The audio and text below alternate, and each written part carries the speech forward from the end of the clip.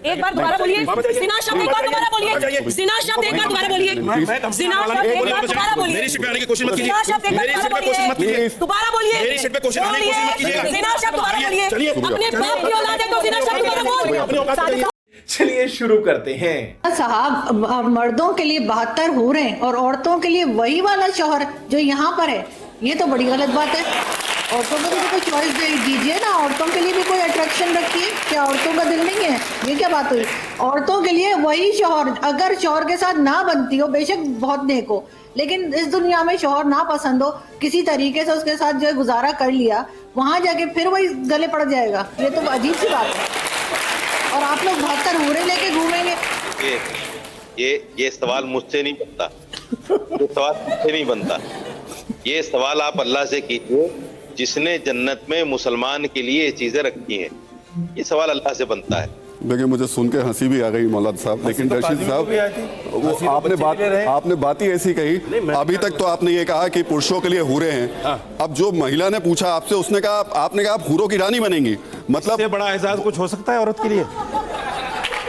मतलब आप 72 औरतों की सरदार बन रही हैं, इससे बड़ा एहसास क्या होगा भाई आपके लिए? मतलब करेंगे आप इसको एहसास ना समझे तो ना समझे। मैं आप बहुत गंभीरता के साथ बात कर रहा हूँ। इसका मतलब ये कि आप चाहते हैं कि महिलाएं वहां जाकर भी आपकी सेवा ही मैं नहीं चाहता हूँ वहां जाकर भी आपकी सेवा ही करें। आस्था पे चोट नहीं कर सकते आप, प्लीज आस्था पे चोट नहीं कर सकते। आप आस्था की आड़ नहीं ले सकते हमेशा, हमेशा आस्था की आड़ मत लीजिए। आप ये कह रहे हैं कि औरत इससे ज्यादा तसव्वुर नहीं कर सकती। क्यों औरत इससे ज्यादा तसव्वुर नहीं कर सकती? नकार नहीं सकते। सुबह बताइए क्यों औरत इससे ज्यादा तसव्वुर नहीं कर सकती? ये मेरा संवैधानिक अधिकार है, पौराणिक अधिकार है।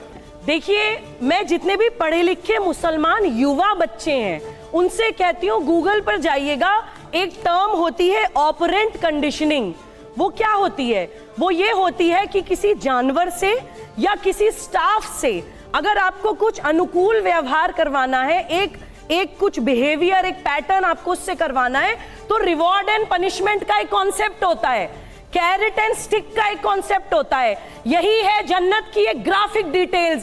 72 हूरें मिलेंगी, शहद की नदियां बहेंगी, दूध की नदियां बहेंगी, अगर तुम ये करोगे तो। और फिर वो हराम हलाल की लंबी लिस्ट है। हलाल करेंगे तो ये सब कुछ मिलेगा, हराम करेंगे तो बुरा होने की भी ग्राफिक डिटेल्स हैं। बड़े बड़े अजगर हमें डंक मारेंगे, हमें गेहूं, हमें जो है बिच्छू काटेंगे, सांप हमारी गर्दन में लौट जाएगा, गरम गरम कढ़ाई के तेल में हमें पकौड़ों की तरह तला जाएगा। फियर साइकोसिस कहते हैं इसको फियर साइकोसिस कहते हैं। मैं बताती हूँ ये क्यों करते हैं। ये इसलिए करते हैं क्योंकि ये मुसलमान युवा को चाहते नहीं है कि वो दिमाग खोलकर एक सीकर बने। सुबह जवाब ले लेते नहीं है कि वो सवाल पूछे। सुबह जवाब ले लेते हैं। जिस दिन उसने सवाल पूछ लिया, वो जवाब ढूंढने के लिए निकल पड़ेगा। जवाब ले लेते हैं। जवाब देखिए ऐसा है कि शादी करे बैठी है, इस्लाम की तरह से खिलाफ कर रही है। जवाब तो देने दीजिए। देखिए ऐसा है कि अच्छाई और बुराई, नेकी और बदी, इसका तस्वुर यहाँ भी है। ऐसा नहीं है यहाँ क्यों अवार्ड मिलते हैं लोगों को, क्यों पद्म श्री मिलता है, क्यों जो है भारत रत्न मिलता है? अच्छे काम के लिए मिलता है ना। तो क्या एक मिनट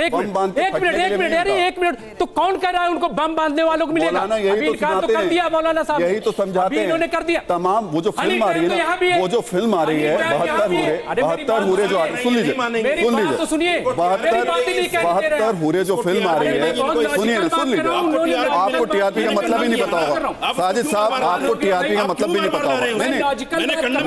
मेरी बात 72 हूरे जो फिल्म आ रही है, किस बात पे आ रही है?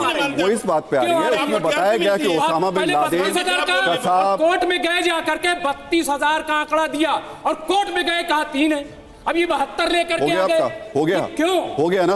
अब 72 हूरे की मैं बता देता हूँ आपको। 72 हूरे देखिए ऐसा ना मैं वैसे आजकल बात कर रहा था। राजस्थान में डरने वाला आदमी नहीं हूँ, आपको पता नहीं। आप मुझे धमका रहे हैं क्या? आप मुझे धमका रहे हैं? आप मुझे धमका रहे हैं? आप मुझे धमका रहे हैं? आप मुझे धमका रहे हैं? आस्था पर बात करोगे तो आप मुझे धमका देंगे? आस्था पर बात आप गलतफहमी में साजिद साहब, मैं डरने वाला पत्रकार नहीं हूँ। मैं भी डरने और आप वो जो मौलाना होंगे ना, जिन्हें डराने वाले लोग हैं, उनको आप जाके डराइए। आप मुझे डरा सकेंगे? नहीं, आप मुझे सवाल पूछने से डरा रहे हैं। मैं आपकी आस्था पे नहीं आ रहा हूँ। क्या आपकी आस्था उन आतंकवादियों से है?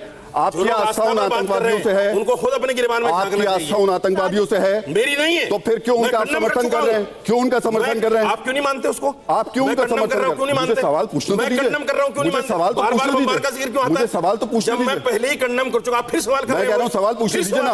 मुझे तो सवाल पूछना है, क्यों नहीं करूंगा? आप जवाब नहीं दे रहे ना सीधे, कर चुके। आप सीधे जवाब दीजिए। मैंने कहा है कि अगर बम मानकर कोई जाता है, इस्लाम नहीं मानता उसको। मैं कह चुका। आप बार-बार उसी सवाल को ला रहे हैं। अरे तो आप क्यों ला रहे हैं उस सवाल को? आप किसी दूसरे से सवाल नहीं पूछ रहे। बिल्कुल लाऊंगा मैं, क्योंकि आपको दिक्कत हो रही है उससे। क्यों नहीं मानते? आपको दिक्कत हो रही है उससे। आपको टीआरपी मिलेगी। टीआरपी नहीं मिलेगी। इस देश में, दुनिया में तमाम लोग बम फाड़ के इसी वजह से मर जा रहे हैं अपने से। कौन मर रहा है? अरे कितने आतंकवादी रोज मरते हैं। वो जन्नत में थोड़े जाएंगे। मैं खुले आलम कह रहे हैं ना आप ये बात? मैं कर रहा हूं खुले आलम कह रहे हैं ना ये बात? कह रहा हूं मैं कश्मीरी जिहाद को भी कंडम करता हूं, मैं पाकिस्तानी जिहाद को कंडम करता हूं, जिहाद को कंडम करता हूं, लेकिन आप मानोगे नहीं ना। आप लफ्ज़ आखिरी नहीं है, मानोगे ही नहीं। आप आखिरी लफ्ज़ नहीं है। आपको इसी से टीआरपी मिलती है। आप आखिरी लफ्ज़ नहीं है। साजिद साहब आप यहाँ खड़े होकर के अगर किसी पत्रकार को टीआरपी का तो खेल है। ऐसा सुनिए ना, आप यहाँ खड़े होकर जब मुझे धमका सकते हैं, यहाँ खड़े होकर आप मुझे धमका सकते हैं, तो बाहर जाके आप क्या करेंगे मुझे ये बताइए ना। यहाँ खड़े होकर आप मुझे धमका रहे हैं, क्या कर सकते हैं हम? अरे आप मुझे यहाँ खड़े होकर जब आप धमका रहे हैं तो बाहर तो कुछ भी कर सकते हैं आप। जो झूठ पे झूठ बोले उससे क्या कर सकते हैं? झूठ नहीं है। फैसला मैं बताइए। तिलक लगाती हूँ। नहीं तिलक लगा लिया जी, हराम है, इस्लाम से खारिज हो गए। कोई मुसलमान बच्चा बीच में मत बोलिए, मैं डिबेट छोड़ के चली जाऊंगी, बीच में मत बोलिए, ये बीच में ना बोले प्लीज। मैं बहुत लॉजिकल बात अभी आपके मुंह से निकलवाऊंगी। मुसलमान बच्चों को सुनवाना चाहती हूँ मैं आपके मुंह से। इनकी आवाज कम करिए, आवाज कम करिए इनकी। अच्छा सुनिए तो, चलिए अरे और तो सुनिए आगे। जिंदगी जिना करेंगे आप इस्लाम की नजर में? सुन लीजिए, नहीं रहे। सुन लीजिए, आप हर किसी को क्यों धमका देती हैं? दोबारा बोलिए एक बार सुनिए सुबह एक बार दोबारा बोलिए।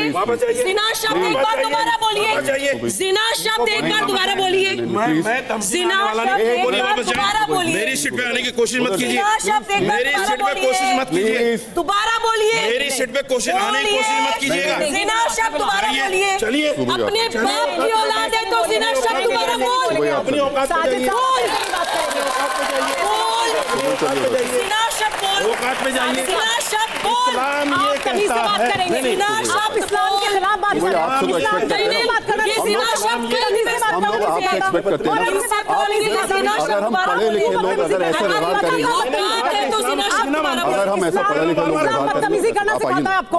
इस्लाम ये सिखाता है कि आप बदतमीजी करें? अगर मैं ये इस्लाम है, ये आपका इस्लाम है। बताऊं तो बदतमीजी है। आप ये उदाहरण देना चाहते हैं? इस्लाम ये आप कहता है। जिस शब्द का इस्तेमाल कर रहे हैं, अगर आप किसी महिला से किस शब्द का इस्तेमाल, ये देश संविधान से चलता है, ये देश कानून से चलता है, ये देश कानून से चलता है। कानून किसी को भी, मुझे इजाजत दी है। संविधान किसी को भी किसी से शादी की इजाजत देता है। अपने इस्लाम के प्रचार प्रसार मौलाना साहब, ये आपके हिसाब से नहीं चलता देश, ये देश संविधान के हिसाब से चलता है। संविधान में कोई भी महिला किसी भी धर्म के पुरुष से शादी कर सकती है। प्रचार प्रसार भी कर सकते हो। करिए ना प्रचार।